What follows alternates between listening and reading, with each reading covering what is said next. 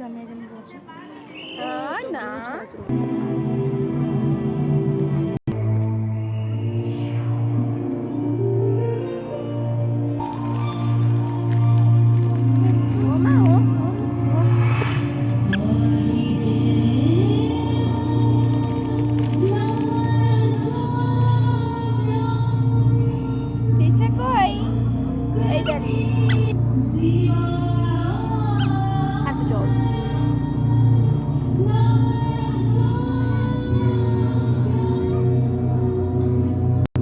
আমার দিশার যোগ দেখাচ্ছে দেখিবার না রে দিশা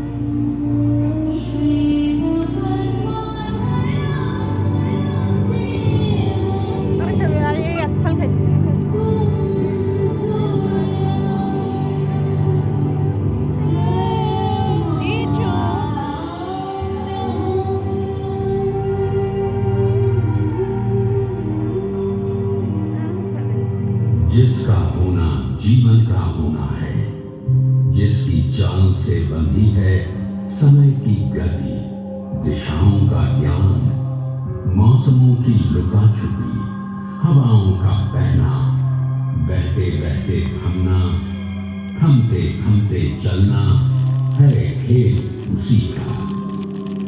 जो पास है और दूर बहुत है, जो महाकाय है, जो जर्रा है, जो आदिदेव है, ये है सूर्य देव। ऐसे सर्वव्यापी को नमन करते हुए शुरू करता हूँ सूर्य के प्रति कोणार्क की गाथा। जाती है विभिन्न दिशाओं, कोई पुकारता उठे रे माँ हो जाओ दे तो कोई महानदी। इसकी शाखाओं के नाम हैं चंद्रभागा और प्राची। इसी नदी के तट पर बसे हैं कई नगर और कई जनपद।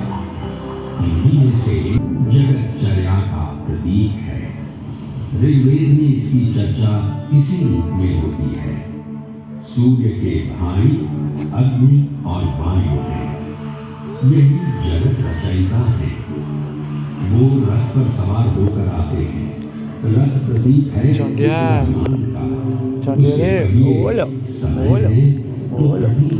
गति के। इसके रथ में जुटे हैं 7 घोड़े सतरंगी किरणों वाले। उसके पहिए की 12 रेखाएं 12 महीने हैं। उसके चलने से सूर्य प्रतीक है गति का। ईसा की 9वीं सदी में केसरी रियासत के महाराजा पुरंदर केसरी सूर्य के परम उपासक थे।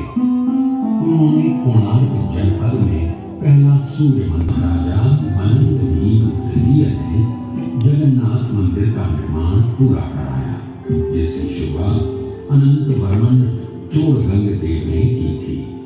कहते हैं अनंत भीम तृतीय निसंतान थे।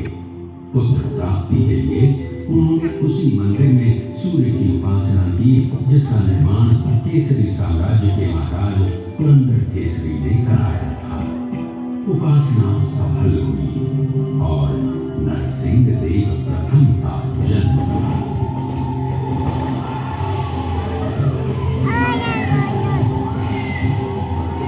नरसिंह देव जिनका शासनकाल 1238 से 1264 तक रहा, उनमें अपने पिता अनंग भीम के तमाम गुण थे। नरसिंह देव के पिता अनंग भीम ने 1211 से 1238 तक उड़ीसा पर राज किया। ये काल उड़ीसा की गौरव गाथा का काल था, स्वर्ण युग था। ये वही काल था जब मुस्लिम शासकों के अधीन हो गया था। मुसलमानों की बढ़ती ताकत और साम्राज्य विस्तार नरसिंह देव के लिए चुनौती का समय था। उड़ीसा की संप्रभुता और स्वाधीनता सामने खड़ी थी। प्रजा की शंकित निगाहें नरसिंहदेव को देख रही थी। नरसिंहदेव ने उड़ीसा की एकता और अखंडता की ध्वजा अपने हाथों में थाम ली और जुट गए। आज का विंध्य सुंदर सुशील सर्वगुण संपन्न मालव देश मुसलमानों के अधीन हो चुका था। उसी प्रदेश की राजकुमारी सीता देवी के साथ नरसिंहदेव का विवाह संपन्न हुआ। सीता नाम रहेगा। राज्य की सीमा पर यवनों ने पुनः डेरा जमा किया है। भान उत्कल को पराधीन बनाना चाहता है, लेकिन उत्कल किसी पर आश्रित नहीं है। गंग साम्राज्य की रक्षा के लिए मेरे प्राणों की भी आहुति जाती है, तब भी मैं पीछे नहीं हटूंगा।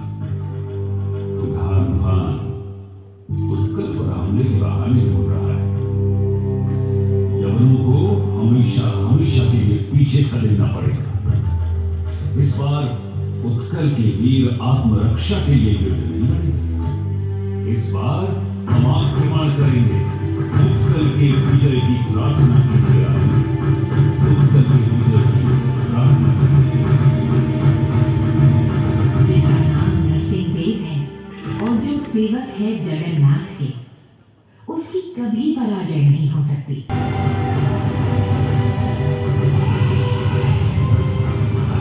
नरसिंहदेव की वीरता और वाणिक वीरों के युद्ध कौशल के आगे तुगान खान की पराजय निश्चित थी। तुगान खान का सेनापति करीमुद्दीन लाहरी मारा गया। ओडिशा अगले 300 से भी अधिक वर्षों के लिए स्वतंत्र हो गया था। सन 1568 में अकबर के काल से पहले तक राम मातृभूमि की रक्षा के लिए, उसकी स्वाधीनता को बनाए रखने के लिए, लेकिन माना शांत है। युद्ध लड़ना और राष्ट्र को संरक्षित रखना मात्र यही राज था। युद्ध लड़कर भूमि को तो सुरक्षित रखा जा सकता है।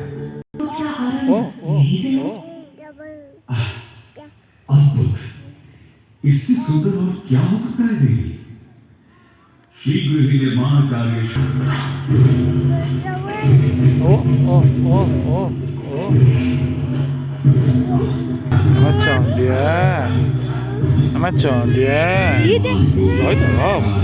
दिया जाने लगा। मंत्रियों और शिल्पियों के साथ महापात्रा को योजना का कार्यभार सौंप दिया गया। उधर सीमा पर फिर से युद्ध छिड़ गया था। सुल्तान ने इख्तियारुद्दीन उज़्बेक को गौड़ प्रदेश का शासक बना दिया था। एक तरफ कोणार्क में मंदिर निर्माण का कार्य चल रहा था, दूसरी तरफ सीमा पर युद्ध। नरसिंहदेव ने बांकुड़ा और हुगली के इलाके जीत लिए। देख इससे कहानियां तो उसी की बनती हैं जो श्रेष्ठ होता है। तो इन किस्से कहानियों से ये जरूर पता चलता है कि कुरान पर उन्हें गर्व भी था। एक दिन ब्रह्मर्षि नारद पधारे, अपने रूप में मदमस्त से भाग उठे। अरे नारद हो गया। नारद के प्रति हुए अपमान का उन्हें आभास हुआ तो वे नारद के पास पहुंचे। नारद ने उनकी दशा देखी और द्रवित होकर शाप मुक्ति का उपाय बताया। तुम भारत के पूर्वी तट पर शाम चंद्रभागा नदी किनारे मैत्रेय वन में जाकर सूर्योपासना में लीन हो गए। उनकी कठोर साधना से प्रसन्न हो सूर्यदेव ने उन्हें रोग मुक्त कर दिया। रोग मुक्त शाम ने चंद्रभागा नदी में डुबकी लगाई। वहां पत्थर की बनी सूर्यदेव की मूर्ति मिली। उन्होंने मंदिर बनवा वहीं उसकी स्थापना कर दी। शाम की वो साधना भी आज कोणार्क मठ के नाम से जानी जाती है जा चुका था।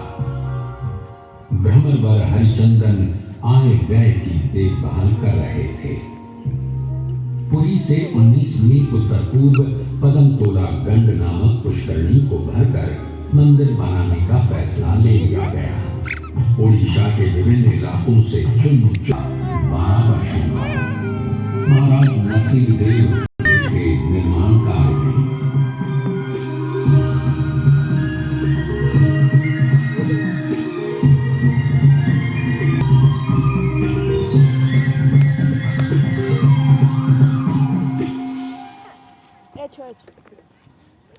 कोणार्क मंदिर की योजना और निर्माण प्राचीन वास्तुशास्त्र शिल्प सारिणी के आधार पर किया गया था।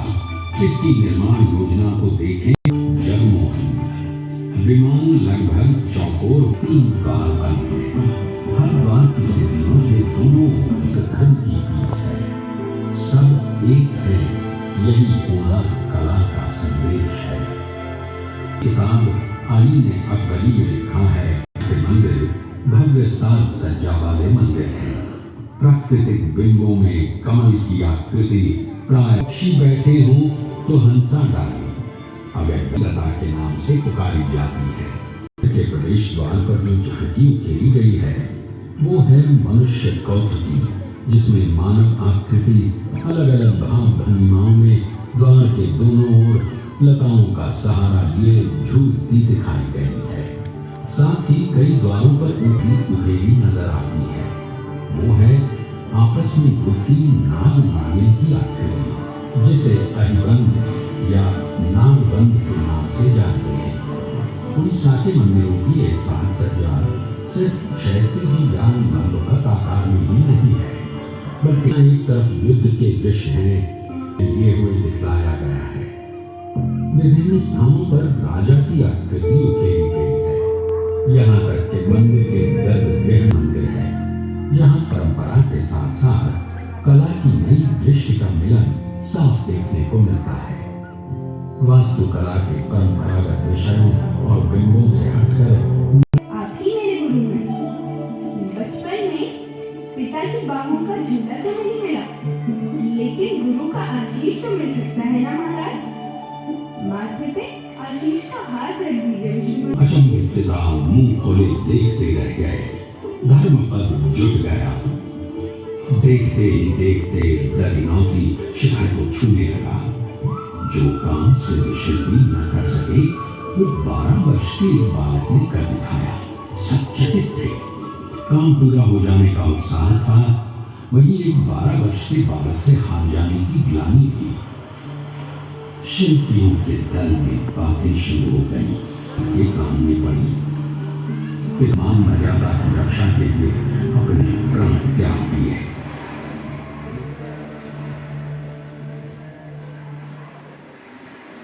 ये किस्सा है या सच पता नहीं, लेकिन शिल्पी का शिल्प के प्रति सम्मान और आस्था को अवश्य दिखलाता है।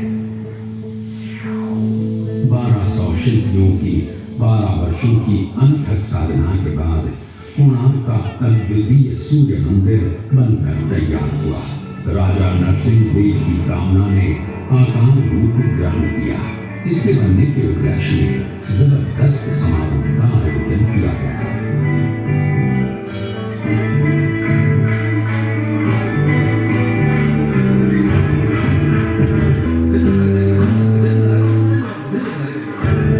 राजा नरसिंह देव स्वयं आहुति दे रहे थे।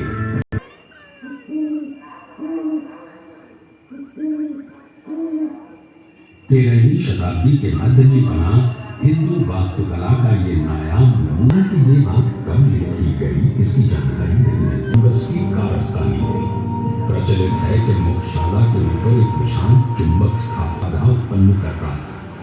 कलम्बर ही ओडिशा की धरती पर नहीं पड़े। लगभग एक गुरु थे। उन्होंने सर्वप्रथम इसकी साफ सफाई करवाई।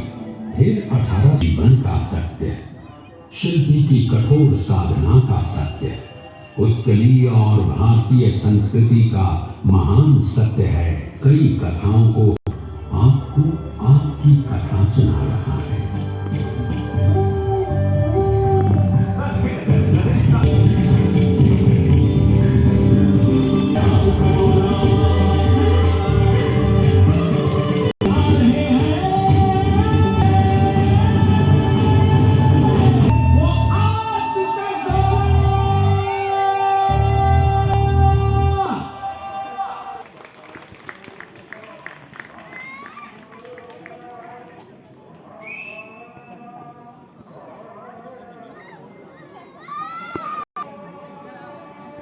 8টা 5 है। चलो तो चल